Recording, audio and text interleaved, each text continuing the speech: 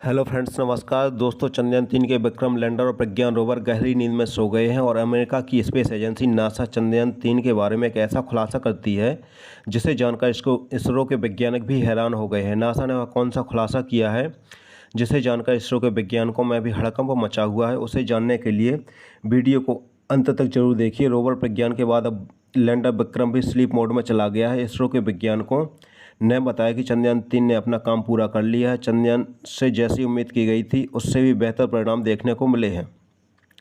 Vikram lander को 4 सितंबर के दिन भारतीय समय अनुसार 8 बजे स्लीप मोड में भेज दिया गया है। वैज्ञानिकों ने बताया कि लैंडर रिसीवर को चालू रखा गया है और सोलर एनर्जी खत्म होने के बाद विक्रम लैंडर रोवर प्रज्ञान के बगल में स्लीप मोड में पहुंच गया है। अब हर किसी को 22 सितंबर को विक्रम और प्रज्ञान के फिर से एक्टिव होने की उम्मीद है। इसी बीच अमेरिका की अंतरिक्ष एजेंसी नासा ने चंद्रयान-3 को लेकर एक बड़ा खुलासा कर दिया है। नासा ने एक तस्वीर शेयर की है जिसको देखकर हर कोई हैरान है। आखिर ऐसा क्या था उस तस्वीर में और नासा ने क्या खुलासा कर दिया है, इस बारे में हम आपको आगे बताने वाले हैं। तो बने रहिए आप मेरे साथ इस वीडियो के अंत तक।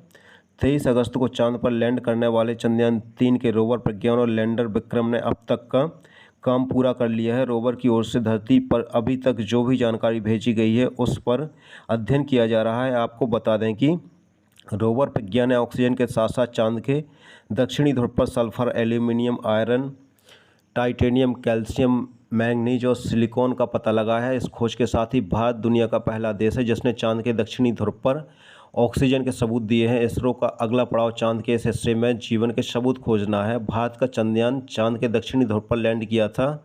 साथ ही दक्षिणी ध्रुव चांद की वह जगह है जहां पर भारत से पहले किसी भी देश ने कदम नहीं रखा था। चंद्रयान-3 के दक्षिणी ध्रुव पर लैंड करने को लेकर अमेरिका की नासा अंतरिक्ष एजेंसी ने एक बड़ा खुलासा किया है। दरअसल अमेरिकी अंतरिक्ष एजेंसी नासा ने चंद्रमा की सतह पर चंद्रयान-3 के लैंडर विक्रम की एक तस्वीर जारी की है जिसे उसके चंद्र निगरानी कक्षा में घूम रहे अंतरिक्ष यान ने खींचा है। इस समय जो तस्वीर आप लोग अपने मोबाइल फ़ोन पर देख रहे हैं, इसी तस्वीर को नासा ने कैप्चर किया है। चंद्रयान-3 के लैंडर को तस्वीर के बीच में देखा जा सकता है और विक्रम के चारों तरफ चमक के साथ उसकी काली छाया को भी देखा जा सकता है। दोस्तों, जब से चंद्रयान-3 के दक्षिणी ध्रुव पर लैंड करने की खबर आई थी तब से अमेरिका का नासा उसे खोजने में लगा हुआ था। अंतरिक्ष में चांद की निगरानी के लिए भेजे गए अंतरिक्ष यानों की सहायता से अमेरिका भी चंद्रयान की एक झलक देखने के लिए बेताब हो रहा था। उसे विश्वास नहीं हो रहा था कि जिस दक्षिणी ध्रुव पर अमेरिका की खुद की उतरने की कभी हिम्मत नहीं हुई, वहां पर भारत अपना चंद्रयान कैसे सफलतापूर्वक लैंड करवा सकता है। नासा को तो इसरो का चंद्रयान महज एक कहानी लग रही थी, लेकिन 6 सितंबर को जैसे ही अमेरिका का अंतरिक्ष यान चांद के दक्षिणी ध्रुव के ऊपर से गुजरा तो उसमें लगे हाई रेजोल्यूशन कैमरों में नासा के वैज्ञानिकों को भारत के चंद्रयान-3 का विक्रम लैंडर खड़ा नजर आया।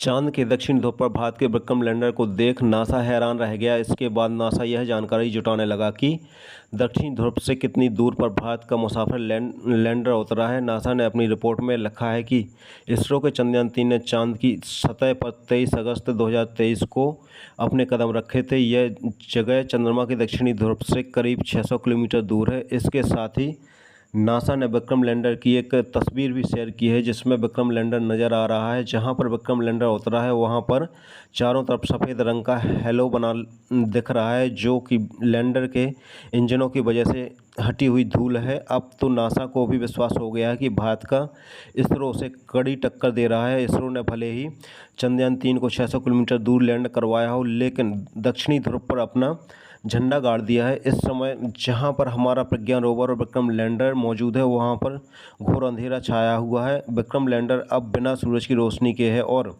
वह चांद पर फैले अंधेरे में सो चुका है।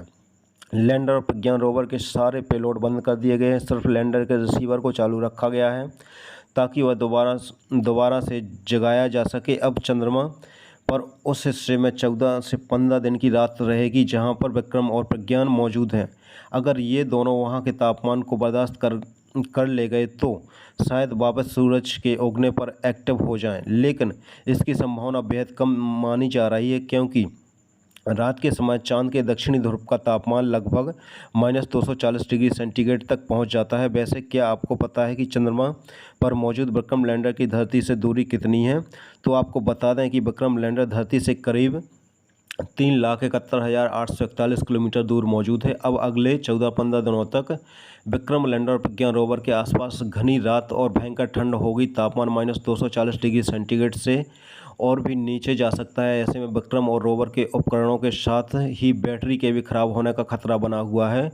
लैंडर और रोवर अगर यह सर्दी बर्दाश्त कर लेते हैं तो 14-15 दिन बाद सूरज उगने पर उनके सोलर पैनल के जरिए चार्ज हो सकते हैं। रोवर प्रज्ञान को चांद पर इसरो ने इस तरह पार्क किया है कि जैसे 22 सितंबर को सूरज की पहली किरण चांद पर पड़े तो रोवर की सोलर पैनल को भी सूरज की रोशनी मिल सके और वह दोबारा उठ सके। वैसे इस समय इसरो का संपर्क चंद्रयान 3 के रोवर और लैंडर दोनों से ही नहीं है। जैसा कि हमने आपको बताया कि विक्रम लैंडर को बीती रात भारतीय समयानुसार 8 बजे स्लीप मोड में भेज दिया गया है। वैज्ञानिकों ने बताया कि लैंडर रिसीवर को चालू रखा गया है और सोलर एनर्जी खत्म होने के बाद विक्रम लैंडर रोवर प्रज्ञान के बगल में स्लीप मोड में पहुंच गया है। अब हर किसी को 22 सितंबर को विक्रम और प्रज्ञान को फिर से एक्टिव होने की उम्मीद है।